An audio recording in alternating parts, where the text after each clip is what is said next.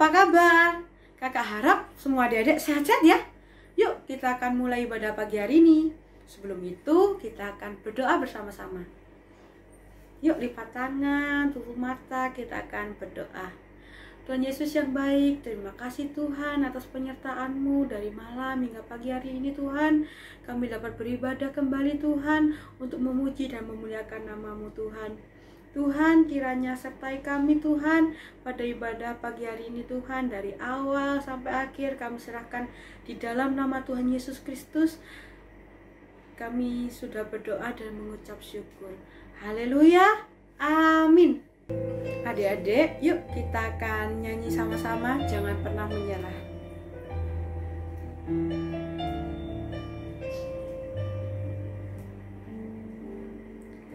Tuhan tak pernah janji langit selalu biru, tetapi Dia berjanji selalu menyertai. Tuhan tak pernah janji jalan selalu rata, tetapi Dia berjanji berikan kekuatan. Jangan pernah menyerah, jangan berputus asa. Mujizat Tuhan ada saat hati menyembah. Jangan pernah menyerah, jangan berputus asa. Mujizat Tuhan ada bagi yang setia dan percaya.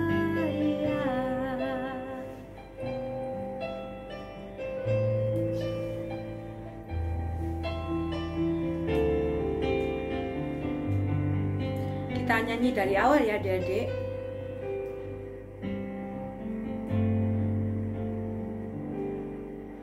Tuhan tak pernah janji langit selalu biru, tetapi Dia berjanji selalu menyertai.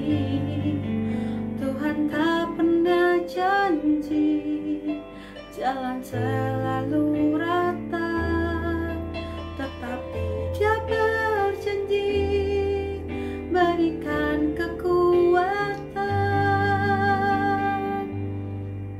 Jangan pernah menyerah, jangan berputus asa. Mujizat Tuhan ada saat hati menyembah. Jangan pernah menyerah, jangan berputus asa.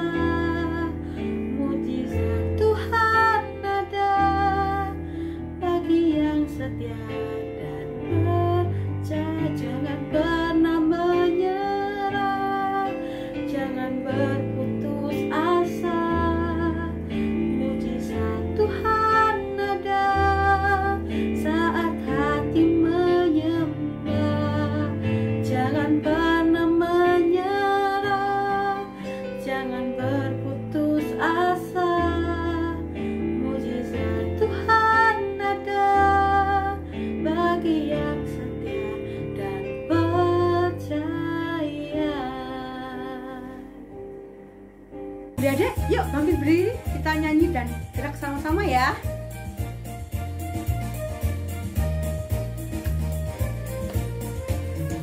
Aku anak raja, engkau anak raja, kita semua anak raja.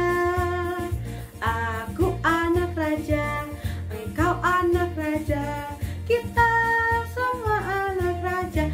Haleluya, puji Tuhan, haleluya, puji Tuhan, haleluya, puji Tuhan, haleluya. Haleluya, puji Tuhan, haleluya, puji Tuhan, haleluya, puji Tuhan, haleluya.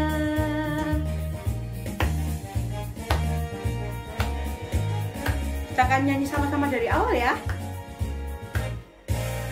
Aku anak raja, engkau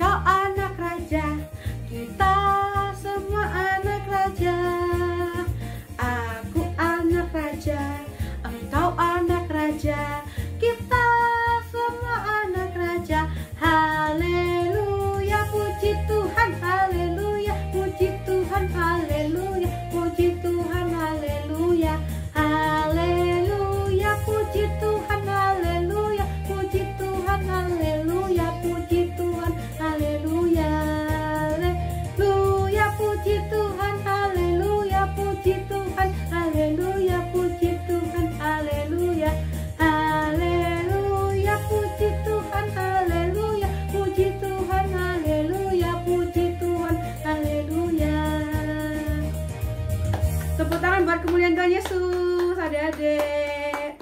Tiba saatnya kita akan mendengarkan firman Tuhan, tapi sebelum itu kita akan menyanyi sama-sama sekali lagi ya. Kita akan nyanyi bukti kebesaran-Mu. Kita nyanyi sama-sama ya adik-adik. Tuhan, Kau sempurna dalam rencana-Mu dan karya-Mu. Ku serahkan hidupku, murnikan dengan Roh-Mu. Tuhan, Kau sempurna dalam rencana-Mu dan karya-Mu. Ku serahkan hidupku, murnikan dengan Roh-Mu. Hidupku menggenapi firman-Mu, tanda mujizat sertai tiap langkahku. Kau bersamaku, di dalamku, jadi bukti kebesaran-Mu. Hidupku menggenapi firman-Mu, tanda mujizat sertai tiap langkahku. Kau bersamaku, di dalamku, jadi bukti kebesaran-Mu.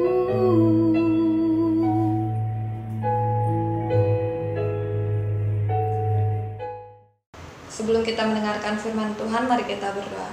Bapa kami dalam surga, terima kasih buat kesempatan pada pagi hari ini yang Kau masih berikan kepada kami.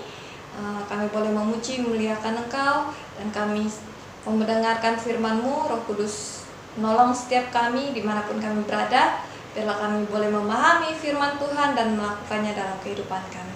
Terima kasih Bapa, terima kasih dalam nama Tuhan Yesus Kristus kami berdoa, haleluya, amin. Oke adik-adik semuanya, pada pagi hari ini kakak mengajak adik-adik semuanya mendengarkan firman Tuhan dengan bertemakan prinsip doa, yang terambil dari Matius pasal yang ke-26 ayat yang ke-36 sampai 44. Dikatakan firman Tuhan, maka sampailah Yesus bersama murid-muridnya ke suatu tempat yang bernama Getsemani. Lalu ia berkata kepada murid-muridnya, duduklah di sini sementara aku pergi ke sana untuk berdoa. Dan ia membawa Petrus dan kedua anak Zebedeus sertanya. Maka mulai ia merasa sedih dan gentar. Lalu katanya kepada mereka, hatiku sangat sedih, seperti mau mati rasanya. Tinggallah di sini dan berjaga-jagalah dengan aku. Maka ia maju sedikit lalu sujud berdoa kepadanya. Ya Bapakku, jikalau sekiranya mungkin, biarlah cawan ini lalu daripadaku. Tetapi janganlah seperti yang kukehendaki, melainkan seperti yang Engkau kehendaki. Setelah itu ia kembali kepada murid-muridnya itu dan mendapati mereka sedang tidur. Dan ia berkata kepada Petrus, tidakkah kamu sanggup berjaga-jaga 1 jam dengan aku? Berjaga-jagalah dan berdoa supaya kamu jangan jatuh ke dalam percobaan. Roh memang penurut, tapi daging lemah. Lalu ia pergi untuk kedua kalinya dan berdoa katanya, ya Bapakku, jikalau cawan ini tidak mungkin lalu, kecuali apabila aku minumnya, jadilah kehendak-Mu. Dan ketika ia kembali pula, ia mendapati mereka sedang tidur sebab mata mereka sudah berat. Ia membiarkan mereka di situ lalu pergi dan berdoa untuk ketiga kalinya dan mengucapkan doa yang itu juga. Sesudah itu ia datang kepada murid-muridnya dan berkata kepada mereka, tidurlah sekarang dan istirahatlah. Lihat, saatnya sudah tiba bahwa anak manusia diserahkan ke tangan orang-orang berdosa. Bangunlah, marilah kita pergi, dia yang sudah menyerahkan aku sudah dekat. Nah adik-adik, dari bacaan ini kita melihat ketika Yesus berdoa di Getsemani, dan pada saat itu keadaan Yesus itu mengalami ketakutan, karena bukan takut apa-apa ya adik, tetapi dia merasa bahwa dia tahu bahwa dirinya akan diserahkan kepada orang-orang yang tidak suka kepada dia. Jadi dalam menghadapi ketakutan, Yesus berdoa. Nah, dari doa Yesus ini kita bisa belajar adik-adik prinsip dalam berdoa. Nah, ada 3 hal yang kakak ingin bagikan kepada adik-adik semuanya. Dalam berdoa itu ada 3 prinsip. Yang pertama yaitu doa yang kita tujukan itu berfokus kepada Bapa di surga. Di ayat yang ke-39 dikatakan, maka ia maju sedikit lalu sujud dan berdoa, katanya, ya Bapakku. Jadi doa itu harus berfokus kepada Bapa.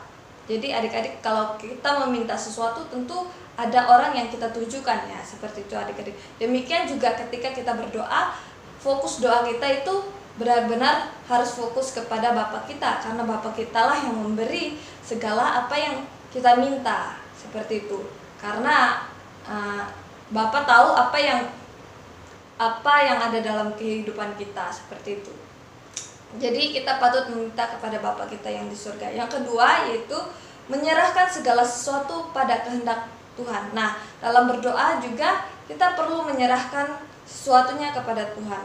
Ayat yang ke-39 dikatakan, ya Bapakku, jikalau sekiranya mungkin, biarlah cawan ini lalu daripadaku, tetapi janganlah seperti yang kau kehendaki, melainkan seperti yang kau kehendaki. Jadi Yesus juga berdoa, dia menyerahkan kepada Bapa apa yang dia kehendaki. Mungkin kita adik-adik punya keinginan atau kehendak untuk memiliki sesuatu sehingga berdoa kepada Tuhan. Nah, jangan sampai ketika kita berdoa kita menginginkan sesuatu dan memaksa Tuhan. Tuhan, aku ingin ini sekarang juga.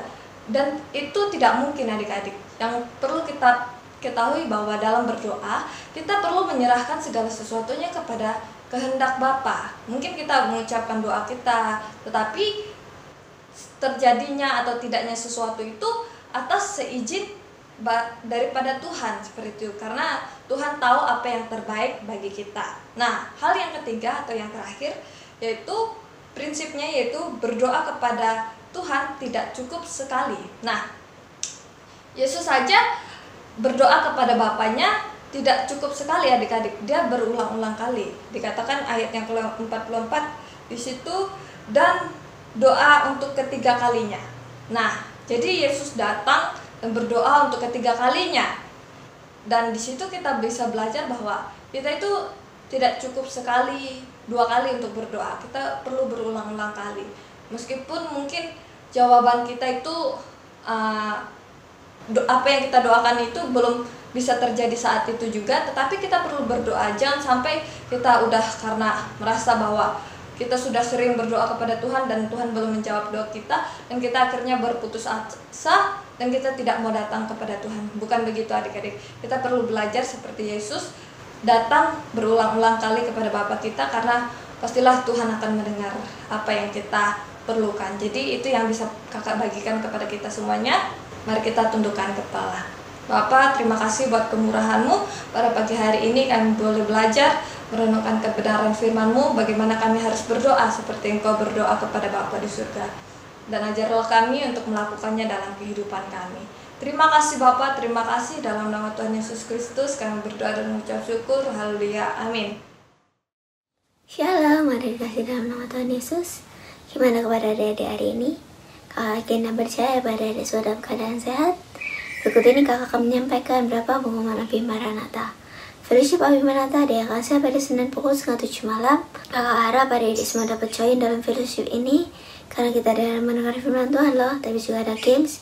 Jadi bagi adik-adik jangan lupa join. Karena bagi adik-adik yang belum dapatkan link pada setiap hari Senin, bisa menghubungi nomor yang tertera di layar. Ibadah sekolah minggu diadakan online jam 9 pagi. Ibadah online dapat diakses melalui YouTube channel GP Maranatha. Demikian pengumuman dapat kakak sampaikan. Adik-adik jangan lupa selalu mematuhi protokol kesehatan yang ada. Selamat hari Minggu, Tuhan Yesus memberkati.